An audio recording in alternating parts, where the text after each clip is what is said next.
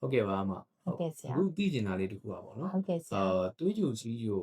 ရှိတဲ့သူတွေမှာပေါ့နော်ဟုတ်ကဲ့တာမန်လူတွေလိုပဲဒီရေလိုအပ်ချက်က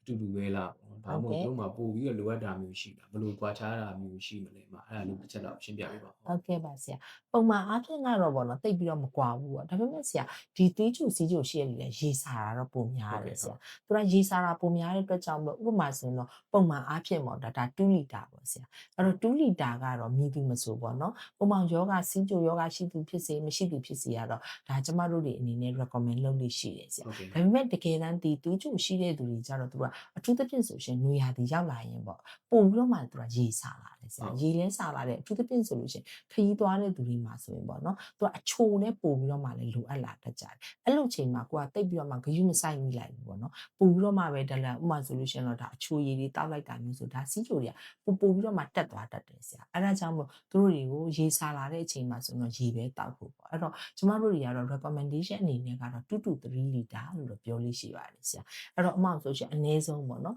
ဥပမာဆိုရှင်ဆောင်းတွင်းချိန်မှာပဲဖြစ်ဖြစ်မိုးတွင်းချိန်မှာပဲဖြစ်ဖြစ်မနက်6နာရီကနေနေ့လယ်12နာရီအထိကတော့1 to 1.5 liter ပေါ့နော်နောက်တစ်ခါနေ့လယ်12နာရီကနေ6နာရီအထိကတော့1 to 1.5 liter ပေါ့ဒီလောက်ကတော့သူတို့ recommend လုပ်လို့ရှိပါတယ်ဆရာဘာလို့လဲဆိုလို့ရှိရင်တော့ဒီလိုသွေးချိုလူနာတွေကတော့များသောအားဖြင့်ရေးစားတဲ့ပြီးရင်ရှုပေါက်တယ်ပေါ့နော်ဒါကတော့သူတို့ရဲ့ပုံမှန်အားဖြင့်ကတော့သွားနေတာပဲပေါ့ဒါပေမဲ့အခုပြောသလိုနွေရာသီတွေပိုရောက်လာပြီဆိုရှင်သူတို့တွေကပိုစာလာတတ်တယ်အဲ့လိုပိုစာလာတဲ့အချိန်မှာသူတို့ရဲ့ဒီသွေးထဲမှာရှိတဲ့ glucose level ကလည်းဒါ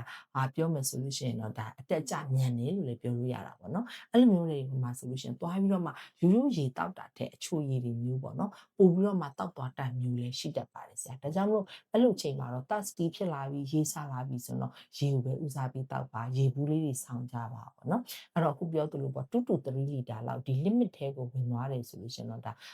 ဒီခန္ဓာကိုယ်ထဲမှာရှိတဲ့ dehydration အတွက်ရောပေါ့နော်ပြန်ပြီးတော့မှရေအားဖြည့်ဖို့အတွက်ရောကတော့2 to 3 liter လောက်နဲ့တော့လောက်တယ်လို့တော့ပြောလို့ရပါတယ်ဆရာဟုတ်ကဲ့ပါဟုတ်ကဲ့ဆရာဟုတ်